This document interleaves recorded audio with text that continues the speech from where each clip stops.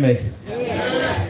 Thank you for that, Merv, and it's genuinely is a huge pleasure to speak in Leicestershire. I speak all over the country. Hello, young man. And it's great to be so near to home. Unfortunately, this venue is not in northwest Leicestershire, the finest place to live in the country, obviously. I hear they had a very good MP for a long time. But it's great to be in the Midlands, because normally when I'm speaking up in the north of England, being a Midlander, they think I'm a southerner. And when I go down to Totnes or anywhere down south, they think I'm a northerner. Where actually we're Midlanders, and it's the best place to live. Now, it's a year ago since I was here speaking in the aftermath of a general election which saw my vote apparently drop from 63% to 3%. There were a lot of anomalies around that election, not the least being that a year before the election, I took a phone call on a Friday when I was in Parliament, well, in the constituency, and they said, you won't believe it, the whole elections department at North West Leicestershire District Council have resigned en masse on a Friday and all been replaced on the same day by a whole new team. And I hadn't even heard they were going. And I rang the chief exec, who's also new, who would be the returning officer at election. I said, "What, Alison, what's going on? I've just heard the whole department's resigned." And she said, "Andrew, it was the right time for them to move on." And I said, "Alison, right time for who? Not the right time for me, I am feeling." No. So when we got to, during the election campaign, we had more volunteers for my campaign than any of the other candidates. We put more leaflets out than any of the other candidates, and the response on the doorsteps was over 90% recognition by name with the constituents, and no one knew the names of the other candidates. However, when we got to the count at the new Sports and Social Club Centre, the envy of the world, £26 million worth of new Sports and Social Centre for Colville and Whitwick, on the bypass, the new returning officer, a lady who's not unaccustomed to public speaking, she stood up at 10 o'clock as the polls closed, and she was so nervous she could hardly speak. Then I heard what she said. She said to the room that you've got to bear with us this evening because it's going to take a very long time to bring the ballot boxes in, and we might not get onto the count till 2 in the morning. That's 4 hours after the polls have closed. Inexplicably, in the boundary changes, northwest Leicestershire, where we always got the ballot boxes in about 35-40 minutes, and there is nowhere more than 25 minutes drive from where we were counting, we'd actually got a bit smaller in the boundary changes, not bigger.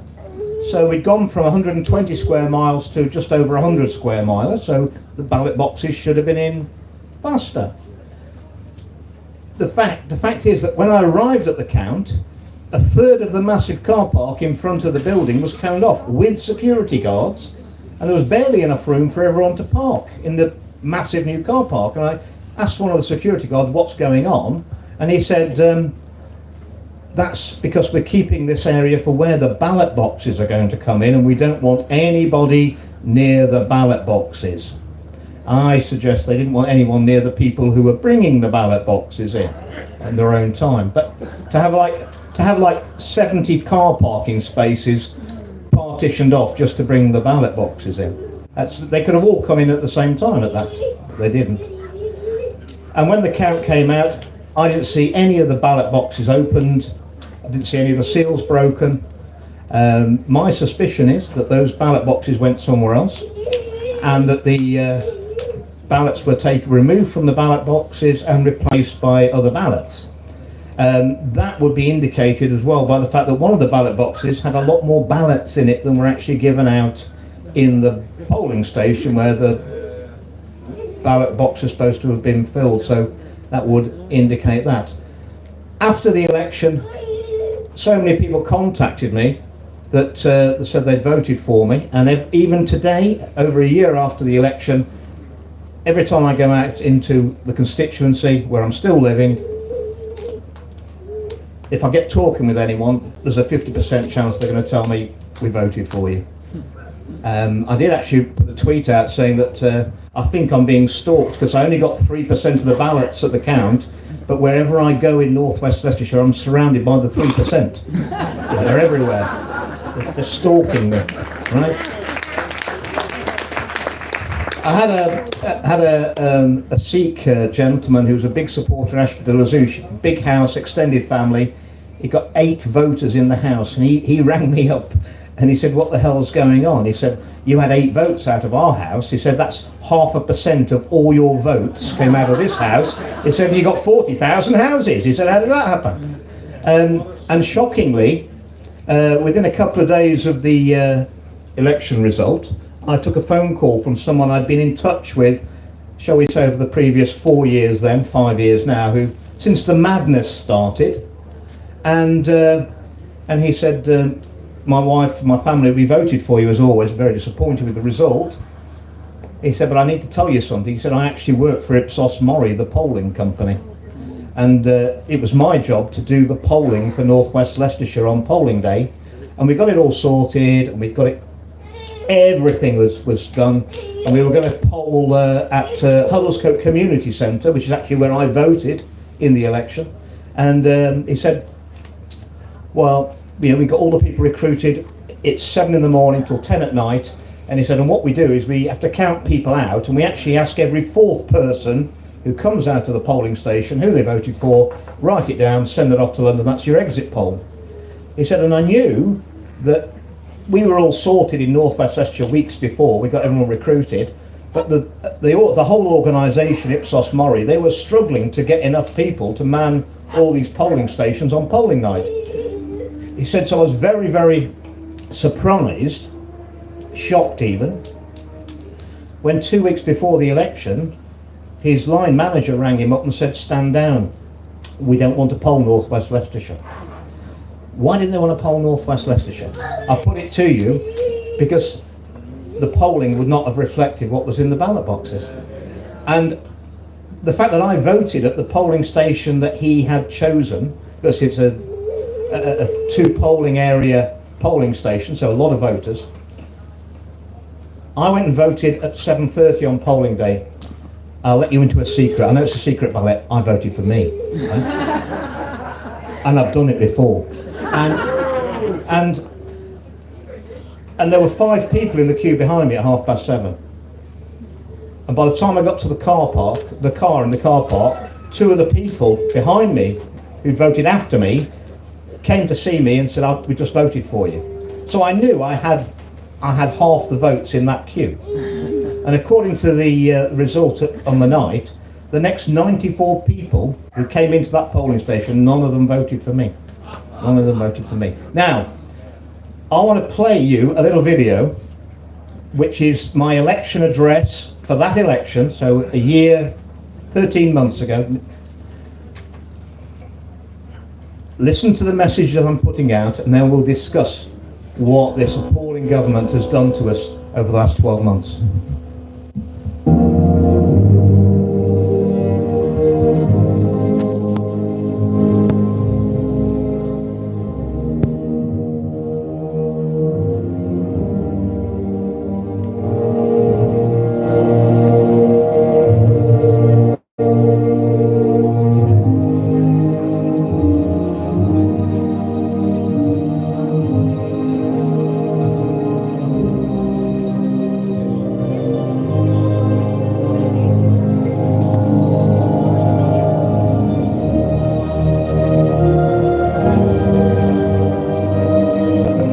Friends, this election is not about Conservative or Labour. It's not about right or left. It's about right or wrong.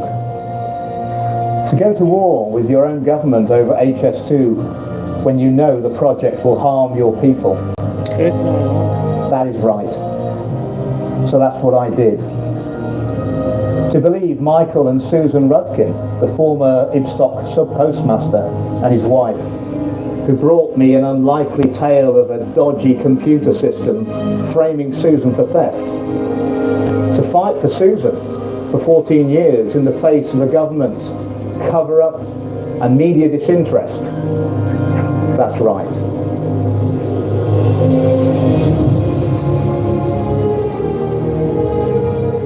So that's what I did. To ignore the Horizon scandal out of fear of taking on Fujitsu, as many MPs and the media did, that's wrong.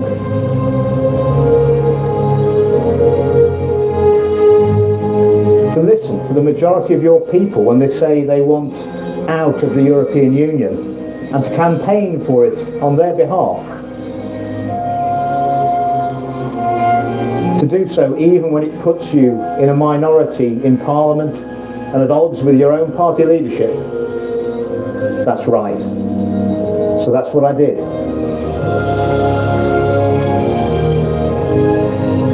To work like a sneak behind the scenes to frustrate the Brexit vote, as many MPs and civil servants have done. That's wrong.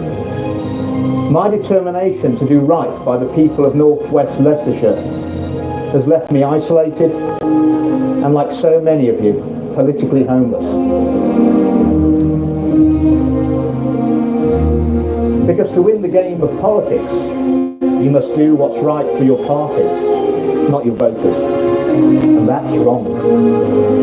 But if I had my time again, I would not change a thing.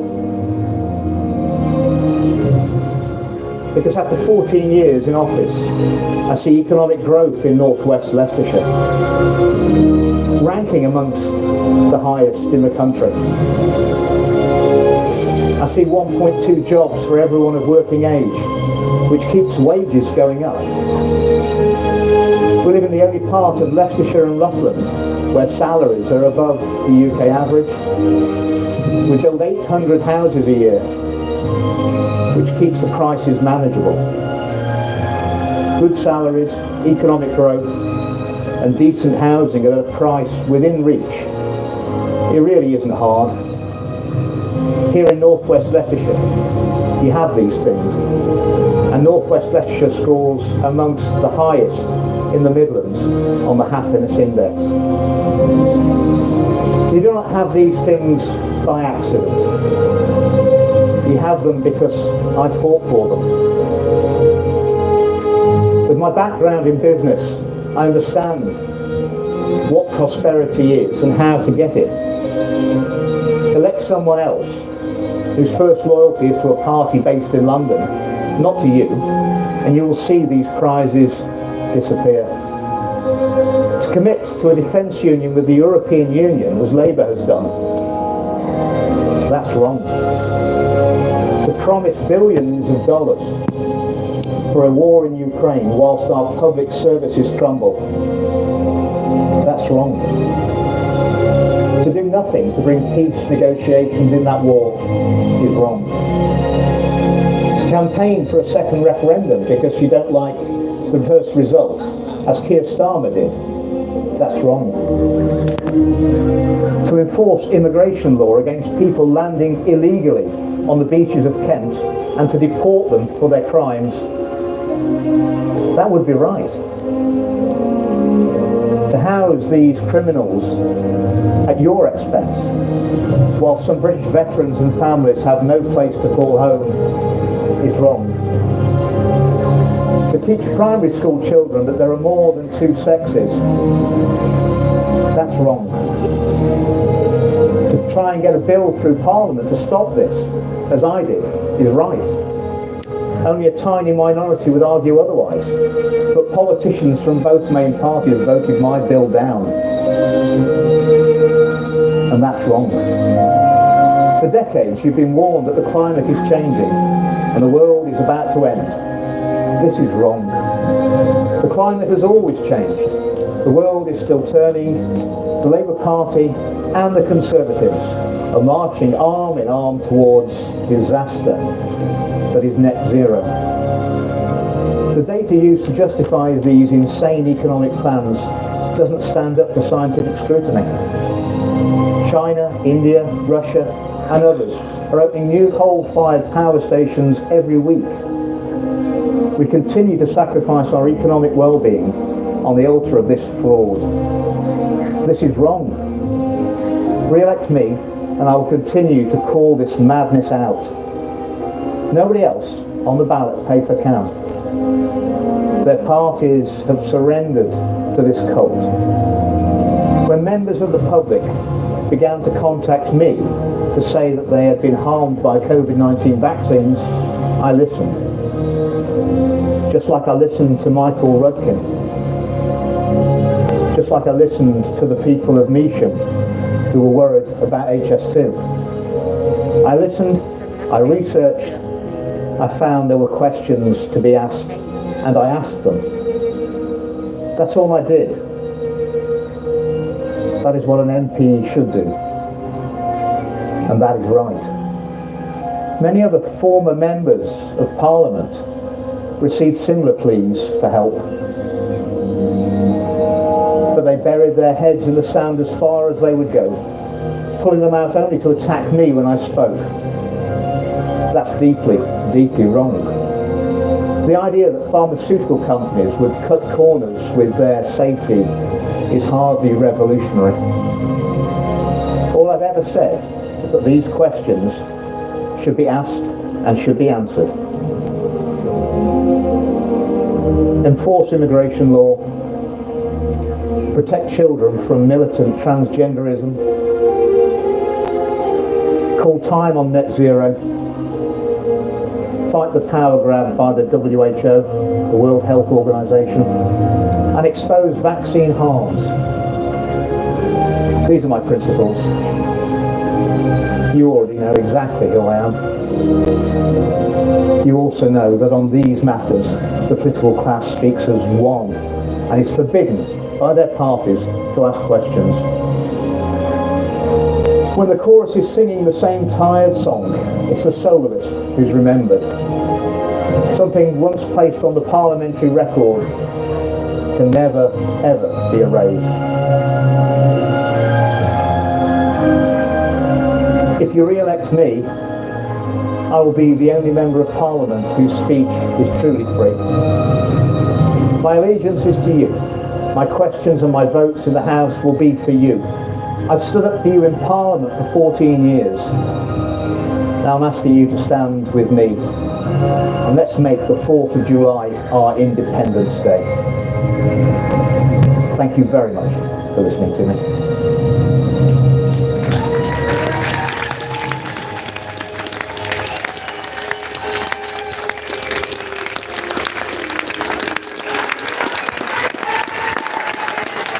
Thank you. You can see why they wanted to get rid of me, can't you? I realised a long time ago that you can say any lie you want to in the chamber of the House of Commons and the partisan crowd will cheer you. But woe betide you if you start saying unpalatable truths, because what happens is you're eating all your meals on your own for 20 months.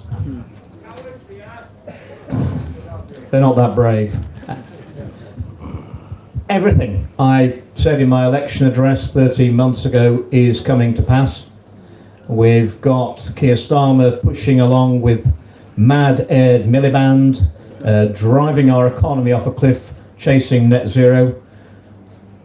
We've got a situation now where nobody can afford to manufacture anything in the UK. We're deindustrialising because our electricity prices, including to business, are 5 times more expensive than China, and we're 4.5 times more expensive than India. How can any of our businesses compete on world markets? All for about the myth about carbon dioxide, which is in fact the gas of life. If we ended carbon dioxide production, as some people say, carbon dioxide is poisonous. If it goes below about 150 parts per million, and we're only at sort of 430, 3 months later there'll be no plants, and then we're gone as well. It is absolutely, you're paying for all of these subsidies. Big business are making huge money out of these green initiatives, and it's just putting your electricity bills up and pricing the manufacturing jobs out of the UK. Before COVID, the world elite invested $500 billion in China. They invested another 500 billion during the lockdowns. Okay, so that's $1 trillion went to invest in China. Through the deindustrialization of Europe and what they tried in America under Biden, that was to transfer all the work to where they'd already placed their money for their investment return. The mere fact that the top 0.1%, and they bragged about it on the mainstream media, that during the lockdowns when everyone was suffering, they increased their wealth by 40 or 50%. Even that small group of individuals, a few tens of thousands perhaps not even that many, to increase their wealth as a class while everyone else is suffering under lockdowns, that can't happen randomly. That's called insider trading. They already knew what the plan was, and they could place their investments accordingly. And what we've actually got now in the House of Commons, as I said, I always worked hard for the people of North West Leicestershire. Unfortunately, to win the politics game in the countries it's set up at the moment, that isn't what gets on in politics. You have to do what's right for your party, and unfortunately our party system is completely corrupted from the top down. They're all in the uni party, and I'll go as far as to say that I'm afraid those of you still thinking that Nigel Farage and Reform are going to come in on a white horse and save us, that is not going to happen. They'd sold out before they started. The mere fact that the same mainstream media that cancelled me when I spoke out in December 2022 and stopped the government from vaccinating the small babies in this country, embarrassed them enough that they didn't do it, the ones that won't talk about vaccine harms, won't talk about the excess deaths, won't talk about the WHO, won't talk about the net zero hoax, that they will let Nigel Farage on television whenever they want to, and they're promoting him now probably as the next Prime Minister. That is a huge... Nigel Facade. Nigel Facade. That is a sign, a red flag, that Nigel is an approved candidate and he's already in the club. And I'll go even further. I think Nigel Farage is uncomfortable in politics. I don't think he wanted to come back. It was planned out so meticulously. They knew that Richard Tice was not charismatic enough to take enough votes off the Tories to give Starmer, with the 30-odd% level of support in the country, the massive majority he'd need to ram through the appalling policies he's putting through now. So they had to get Nigel back. I think he was coerced into coming back, and I'll make a prediction that if we are unfortunate enough to have no other alternative, and it's a reform government at the next election, that Nigel will leave shortly after the election with ill health, and the Prime Minister you will have is Mohammed Zia Youssef, who's sitting in the background. That's where I think it will be. So where are we now? So all the parties you've got are trains in a train station. You can get on which one you want to, and all the fact is they're all going to the same destination. It's just different speeds. It's the same as it was under the Conservatives, where we had Rishi Sunak, a man who I have served legal papers on, letters before action, accusing him of conspiracy with Matt Hancock to silence dissent in the House of Commons and exposing the truth about the lack of safety and efficacy of the COVID-19 vaccines. And I accused him, in writing, of having a financial interest through Theleme Partners in the Cayman Islands, where he placed, I believe, and I said it, $500 million of investment in Moderna before the pandemic. In his response to me, he had every opportunity to deny the fact that he'd got a financial interest in Big Pharma, and in particular Moderna and the vaccine. Ladies and gentlemen, he did not take that opportunity. He can't. That's because he had that investment, and that was why, and it was a complete conflict of interest. When he was Chancellor during the pandemic, he invested £1 billion of grant money, your tax money, in Moderna. That's why they're building new factories, and he gave them gold-plated contracts for at least 150 million doses of their poison every year for the next 10 years. Ladies and gentlemen, they won't be going in my arm, I can assure you.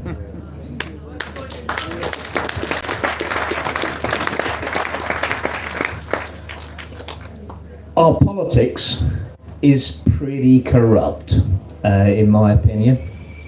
The House of Commons, you'll notice, despite all the further evidence that's come out over the last 12 months about the appalling harms these mRNA, they're not vaccines, they had to change the definition of vaccines to call them vaccines.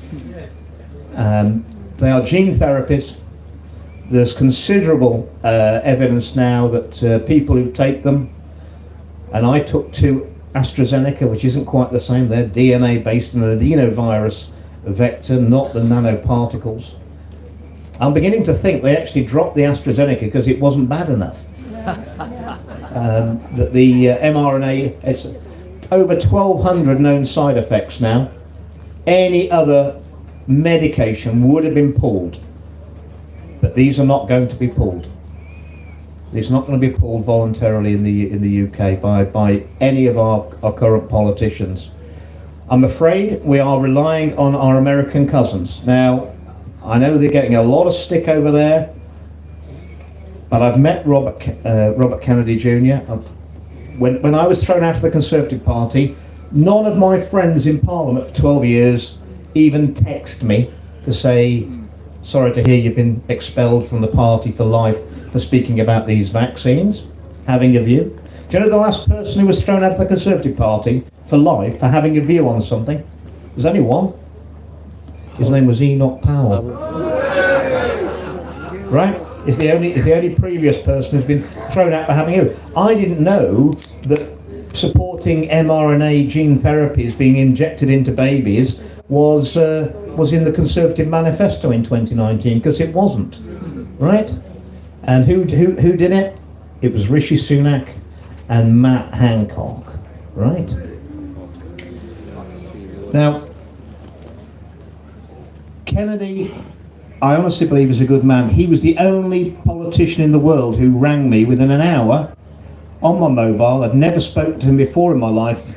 When he heard I'd been expelled for speaking out about the vaccines, he rang me on my mobile. At the time, he was a presidential candidate. And he said, I'll back you and I'll support you.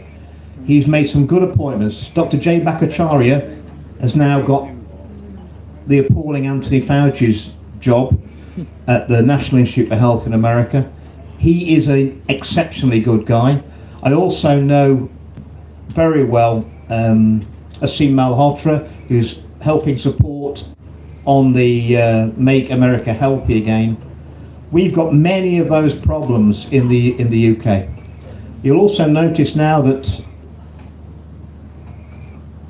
Trump is indicating that he's going to bring charges against very senior politicians who committed treason, election fraud, Obama, Clinton, and a lot of other people. I honestly think this is going to happen, and I think after that you will get the Epstein list. And what you've seen of it, in my opinion, is probably 10%. I'm told there are well over 300 UK citizens on the list. And I think we all want to see, we know one or two of them, but we want to see who they are. We want to see who they are. And I was told by the Americans that when the full Epstein list comes out, they won't have many more than 100 senior politicians left. But I mean, the ones who are on the list you don't really want, do you? So I mean, I think that's fair enough. So, and I think they've always predicted Kennedy's reports on the vaccine efficacy, especially the childhood schedule as well, and its links to autism.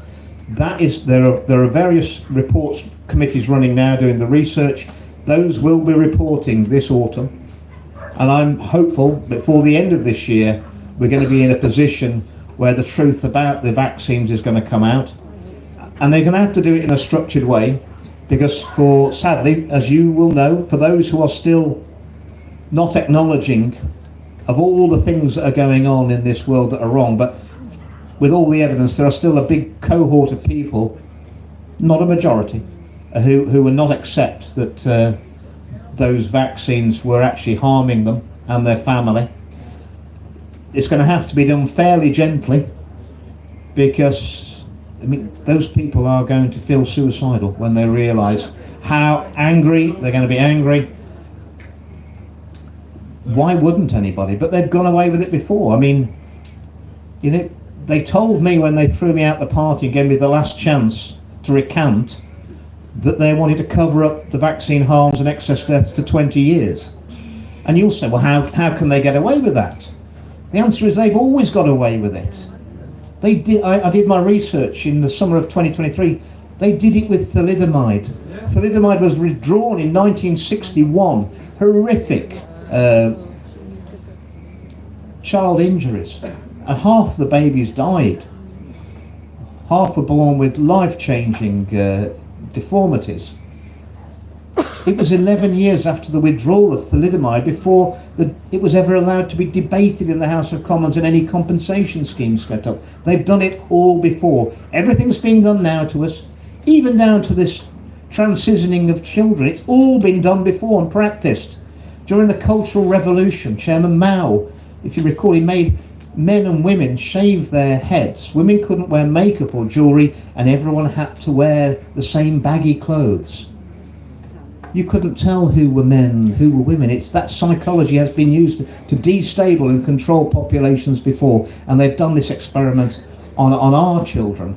And at the same time as we've had transvestites going into our junior schools and reading to the children in England, Wales and Scotland, they've been doing it in Australia and New Zealand and all around the world. They coordinate, and it again goes back to the United Nations and their strategy paper that was put out many years ago, their guidance for teaching sexuality around the world, and that's what we're on. We're dancing to this globalist tune, which is taking us to the humanity to the edge of destruction, and that is their plan. It has always probably been like this. The advantage we have this time is that there is a growing proportion of people who are waking up to it. And I honestly believe that if we get the support of people in Trump's administration to expose what's been going on, there will be a tsunami. Not the one we had last week. We have one heading across the Atlantic, a tsunami of truth and justice, which will sweep away the self-serving politicians that we've got here across the world. They are desperate now. They're taking a lot of action, unbelievable. I can't talk about it too much, against my barrister who's acting for me in a number of cases, including the Hancock case, Chris Newman. We've got evidence of what the establishment are doing to him to get rid of him. We're seeing in the Netherlands a lawyer who's brought a civil case against Gates and Borla and Mark Rutte. You know, a month before the case started, he was abducted from his home blindfolded. He's been in solitary confinement. They've just extended his detention in the Netherlands for another 90 days without charge. They don't care what it looks like anymore. It's going to get very bumpy over the next few months. But I think we're in a position where this autumn, or as the Americans would say, the fall in the fall. And I think we're going to have a lot of exposure. And I think it'll be by the end of October. And if Obama and Clintons and others are held to account, they're already scared, the establishment in this country. They will be petrified, and rightly so. And if the people know what they've done to them, they know what they've done to the people. That's why they are scared. And I remember after I spoke out and the establishment turned on me, they'd been after me for a long time. They didn't like the post office scandal being exposed. They didn't like the modern slavery in Leicester being exposed. They didn't like anything. They couldn't control me. They didn't know me. They hadn't got any dirt on me. It's so bad that their power, and it amazes me. One of my best friends in the last set of Parliament was a guy called Craig McKinley. He's the MP for Thanet South. He's the one that kept Nigel Farage out in 2015. He's quite awake. He led the Conservative Net Zero group. We had to call it the Net Zero group. It was actually the anti-Net Zero group, but the whips won't. So we're just looking at it, and everything we look at, we don't like it. So that was how we have to do it. So he was quite awake, and I went to him and said, look, I've had 2 AstraZeneca. He said, he's had 2 Pfizer. I said, look, we don't want any more of these jabs. There's something not right about these jabs. It's going to be a disaster. He went away, and I thought he'd got it, and he came back to me and he said, Andrew, I'm not right. I said, well, what's happened, Craig? He said, well, against your advice, he said, I went and had the booster, and he said, the moment they stuck it in my arm, I've been ill, and I don't feel right. A few weeks later, he's gone to hospital, then I hear he's got sepsis, and then I hear that he's on the death pathway, and he's younger than me. And so another MP colleague of ours went down to Kent, got him out, and got him into St Thomas's on the other side of the road, the river to Parliament, and they treated him, kept him alive, but they had to cut both his arms and legs off and the end of his nose. And I, because he's an old friend of mine, obviously, and then the Parliament put him into the House of Lords. Some will say that was to buy his silence. I spoke to him on the phone 10 months ago, and he said he knew exactly what had caused his problems. What else could it be, Andrew? He said. You told me. And he's not going to speak out. He's not going to speak out. And it's so bad that, as my good friend, they got him to ring me 3 or 4 months ago, and he said, I said, well, Craig, what, on the phone, what do you want? He said, they've told me to ring you. They've told me to ring you. I said, what have they told you to tell me? He said, you've got to stop fighting back against the system or they're going to destroy you. Right? I said, mate, they cut your arms and legs off and you're ringing me saying to stop fighting. I said, I'm not cutting my arms and legs off. I'll die first. And he said, well, that's what they told me to tell you. That's the power these people have got, to intimidate. But it's not about right and left, it's about right and wrong, it's about good and evil, and most people in the world are good, and good's the winning strategy, because if evil were the winning strategy, most people in the millions and millions of years we've been evolving, we'd all become evil. You have to be evil because that's the only winning strategy. So we are going to win, it's going to be bumpy, and we're in the best chance we've got, because for the first time in history, a big proportion of us, and a growing proportion of us, know what they're doing to us. Yes. Okay. I want to show you just one more video. Can we do the Bridgen address? This is from 2023. This is when I really sussed out what they were doing to us. Just watch this short one, then I'll do some Q&As. Thank you very much for listening to me.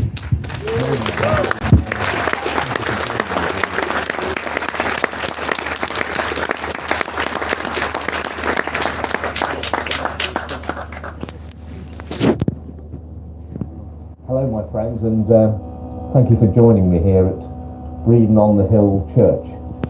As you know, this place is very special to me, and it's not unlike thousands of other beauty spots which dot across the landscape of our nation, which means so much to local people, grounding them in a deep sense of place that is both unique and universal. This church is most famous really for 2 things. The view you can see as far as Nottingham on a clear day, and the rare Saxon carvings. A monastery was built here when the Kingdom of Mercia was at the height of its powers, with some very beautiful carvings which we've retained today.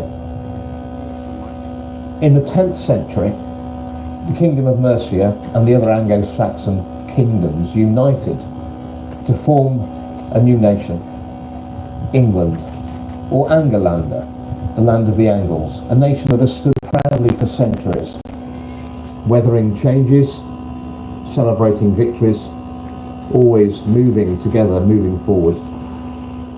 But now, our nation stands on a precipice. a precipice, unfortunately, of our own making. We have allowed globalists with no care for our nation, but for the nations of our brothers and sisters around the world, to buy their way into the command structures of our countries, and they seek now to transform the vibrant colours of our nations into one bland and uniform shade of grey. They poison our blood with untested medical products. They poison our bodies with food drenched in pesticides. They poison the minds of our children by spreading the nonsense that men can be women and women can be men. They poison our very freedom by trying to take away the energy that we heat our houses with, we light our way with, that's driven our progress throughout the centuries, and package it up and redistribute it to us as they see fit. And the politicians you elect to represent our nations assist them in their mission, which is nothing less than the murder of those nations. But things are changing fast. The control mechanisms of these globalists are actually a house of cards glued flimsily together by the compliance of the masses in ignorance of their true power. The overreach of COVID has slapped many of us, myself included, wide awake. Movements around the world are saying no and reaching back to their own nations, and realise if they rest on their own sovereignty, the house of cards can easily be pulled apart. As more people wake up, the more these billionaires and their pet bureaucrats realise that their power and their control is actually slipping away. Since that control is actually based in fear, it's their natural instinct to dial it up on us, to redouble their efforts.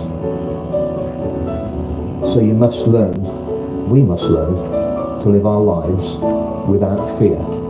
We need to laugh, to live and to love in the face of adversity. There is nothing to fear from a virus that kills at approximately the same rate as annual influenza. There's nothing to fear about climate change, because the climate has always changed. And as they shepherd us towards a third world war, how will fear help us if that nightmare comes to pass? The only thing you should be afraid of is a future planned by globalists, whose project requires your compliance and has no room for your links to special places like this. These people will not relinquish their power easily or lightly. We're going to be in for a bumpy ride.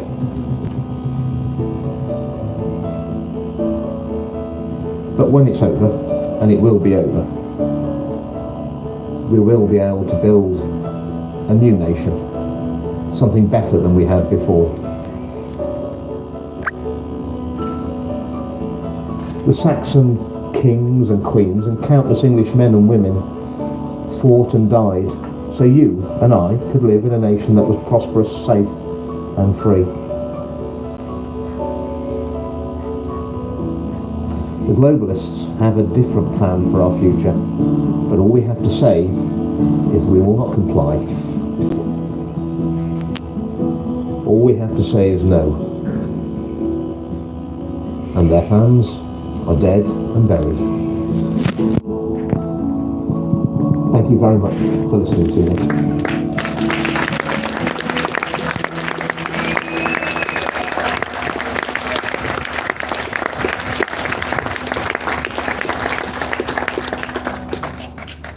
And I'm still of the opinion that when this is over, and it will be over, it has to be over, and it's our responsibility to make sure it's over, because it's happened on our watch, and for the next generations they won't even know the freedoms they've never had.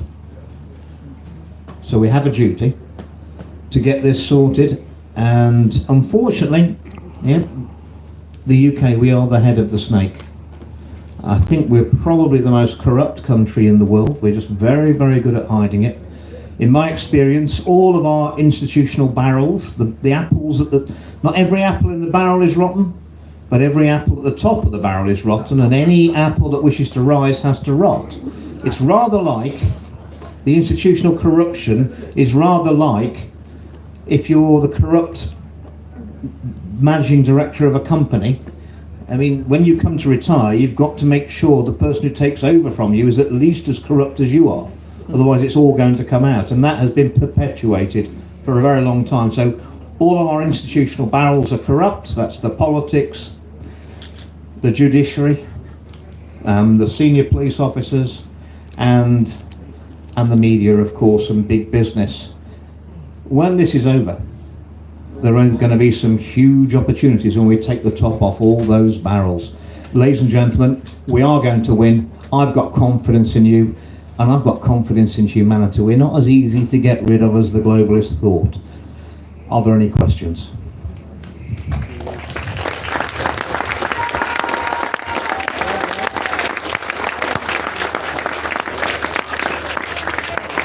Nikki.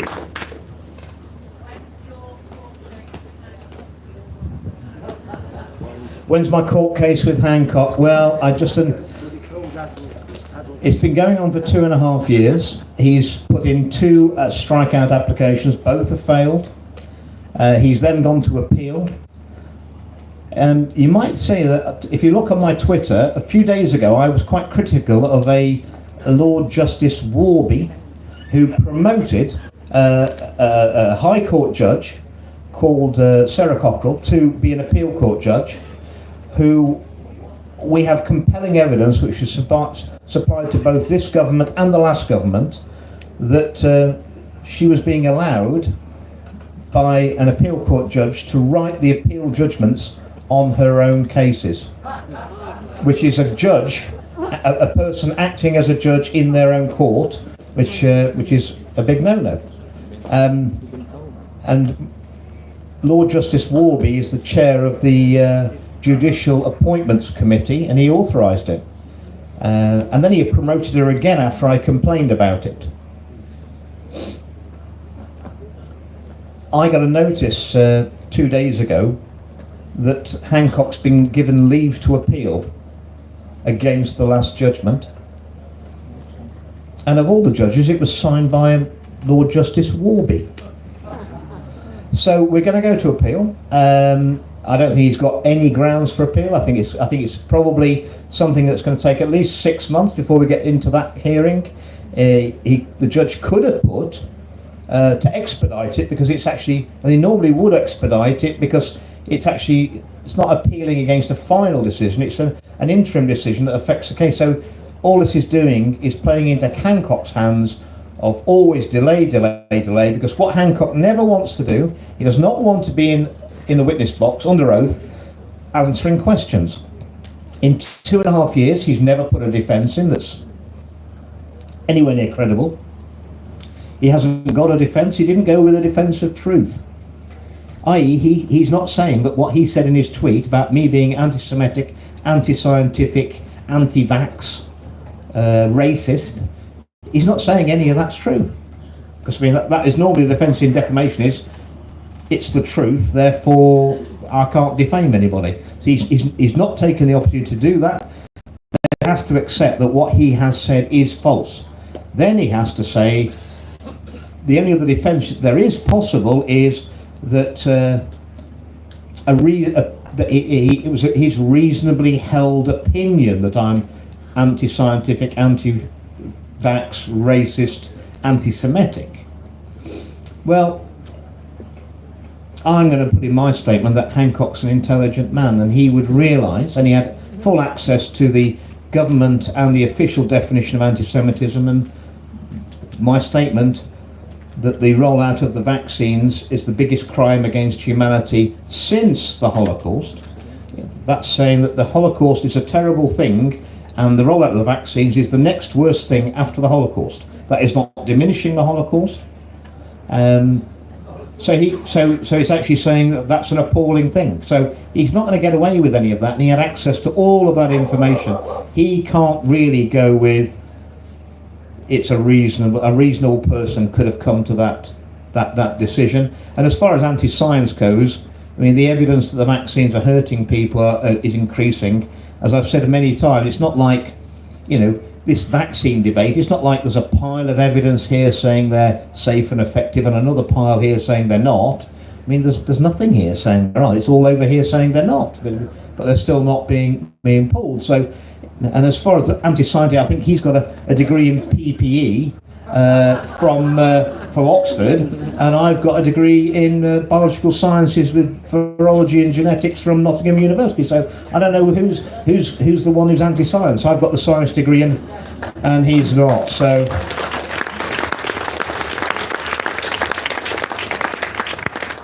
So he's on a sticky wicket, and but what he has got, he's got unlimited funds behind him.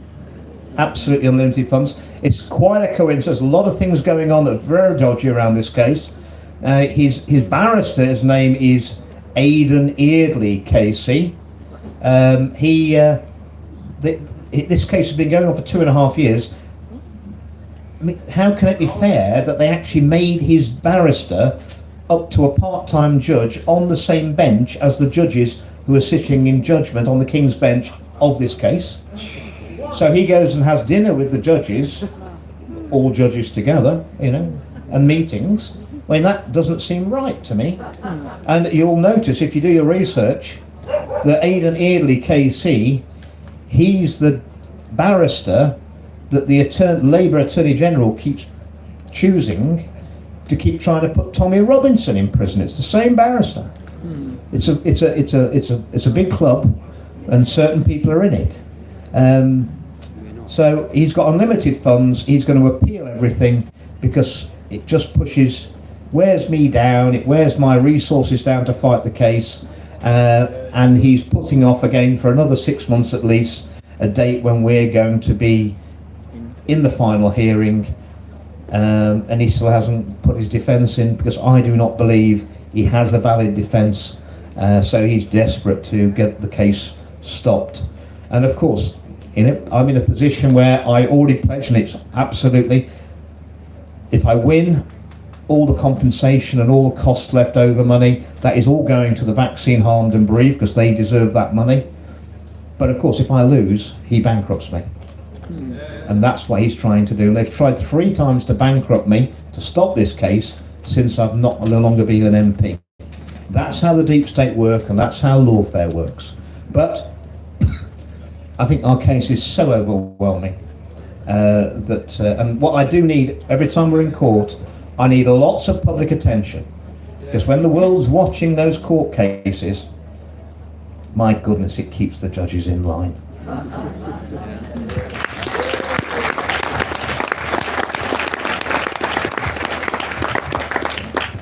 Thanks very much, Andrew, for what you've done. You've obviously got more knowledge of the dangers and detail of the vaccines than many people. And so asking for someone who's been vaccinated and realising the problem, what antidotes to the spike protein did you consider for yourself, and which one did you decide to take? Nattokinase. What you've got to do is, you've got to understand that the more vaccines you've had, you're damaging your immune system. So you've got to do everything you can to maximise the efficiency of your immune system. That's, vitamin D, vitamin C. You've got to make sure you get all your immune system up to as good as it can be. And I was vaccine harmed. I took 2 AstraZeneca. I didn't think that the government would allow treatments that were going to potentially kill me. I didn't believe that at the time. I do now, obviously. I had massive autoimmune problems, having damaged my immune system. At 57, I've suddenly got this really bad cold all of July, and I realised after a month, it was hay fever. I suddenly come down with I've never had hay fever in my life. I didn't even know what it was. What could it be? I thought I got a cold. And then as soon as that went, I came out in hives all over my body for 7 months. It's like nettle rash. I never had that before. When I had the second dose of AstraZeneca, I actually had to go to the hospital. I thought I'd had a heart attack. I felt that ill, and they said I hadn't, but I've never felt like that before, and I've never had a day off work with an illness in my life. I've had a day off when I broke my leg playing rugby or something stupid, but I've never not had off for an illness. and I felt it made me ill. So what I will say is that, and I also got a load of food allergies that I've never had before, that my body could always cope with anything, pretty much anything. And now I can't, or I couldn't. Every one of those symptoms, since I've been taking supplements to improve, and obviously not taking any more vaccines or any pharmaceutical medicines, the symptoms for me have subsided by 90% on everything. So I think there is hope for the vaccinated.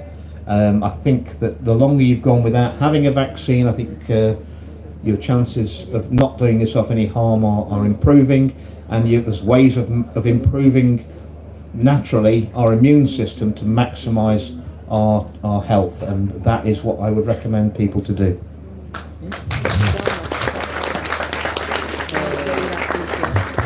Yes, ma'am. I'm just wondering, your case, is there any chance that you can get international help from the US?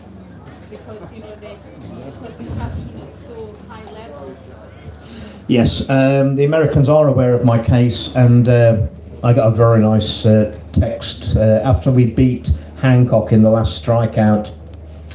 I got a very nice text from Jay Bhattacharya saying congratulations.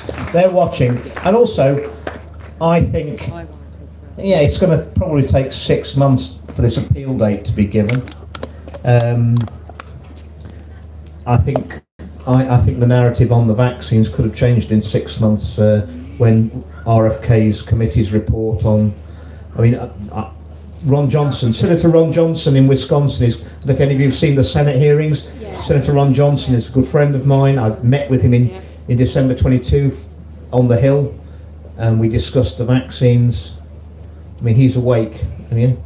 First thing he said to me as I walked into his big office on Capitol Hill was, "Andrew, you're a clever guy. Why'd you put that poison in your veins?" That was his opening gambit, straight talking Wisconsin senator. So he's not going to let go of it. I think the evidence is there for anyone who wants to see. But what you're going to see in our media is they're going to keep marginalising Trump's administration and say they're all lunatics because they've stopped doing net zero and they're saying the jabs and doing this and just try and insulate the British public from what's going on in America. But I just think, when they start arresting politicians and the truth starts coming out, even our lamestream media will have to acknowledge, and they're going down with the politicians. That's why they're fully committed. They're in the project.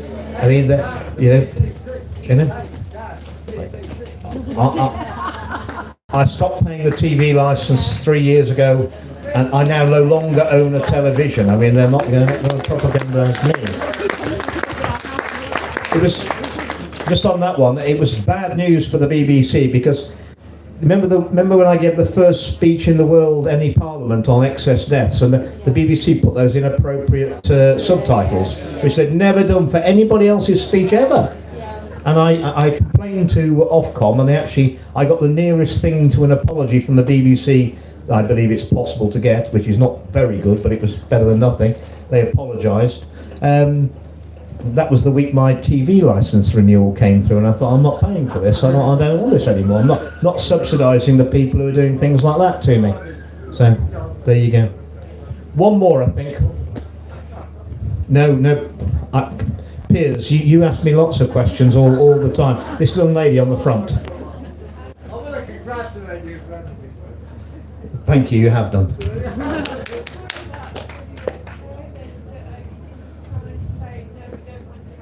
No, well that's right. On the 19th, it was the 19th, the WHO are very sly. You have to opt out, and we know countries that have opted out. Not doing anything means you're in. Despite the fact that America said they're not joining, Italy said they're not joining. There's a number of countries. But that's another thing that in your parliament, no one wants to talk about the WHO. The only debates we ever had about the WHO, they were public petition debates, forced by over 100,000 of the public, and they were very sparsely attended. Now, I spoke at length at all of them, because it's hugely important. What sort of a politician has the right to give your sovereignty away to an unelected cabal of people who most of their money comes from private donors like Bill Gates and the Bill and Melinda Gates Foundation or Gavi?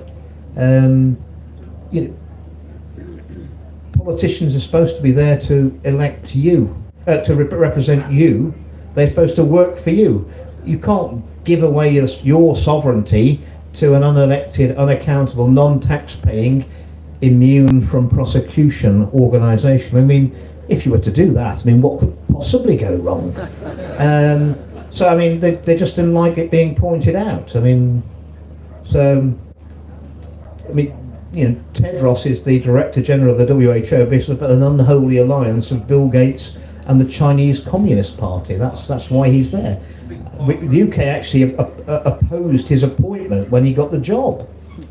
So, I mean, why would we want to give him the power to decide if we've got a pandemic situation when he takes all these sweeping powers over all our elected government's sovereignty and our people, and he also decides when the pandemic's over. Now, giving the power for someone to take massive worldwide powers and the decision when it should be taken to that same person and how long it lasts for, do you think that'll lead to more declarations of public health emergencies of international concern or less? And then, you know, it'll be a long time, I think, before he'd ever give sovereignty back to our nations. And it's a one world government on the cheap, effectively. Just have constant pandemics, you know, because they had the COVID, and then we had the monkeypox pandemic. So it would have been about 5 years if he'd had those powers of the last pandemic. 5 years where he would have overruled all parliaments in the world. Well, that's not democracy. What we've got to get back to is where you've got politicians who think that they know that they work for you, they're not your masters. And I'm going to leave you with the quote from I think it was Tony Benn. You know, Tony Benn, who actually was a great Democrat. I don't agree with his left-wing policy, but he was a great Democrat, and he was very much for UK sovereignty and out of the European Union and independence for people to vote and say it's free speech. And he said that when the people are scared of the politicians, that's tyranny. And I think that's where we are now. What are they going to do to us next? But he also said that, but when the politicians are scared of the people, that's democracy. And that's where we need to get to, and that's what we need to do now. Thank you very much for listening to me. Enjoy the rest of the day.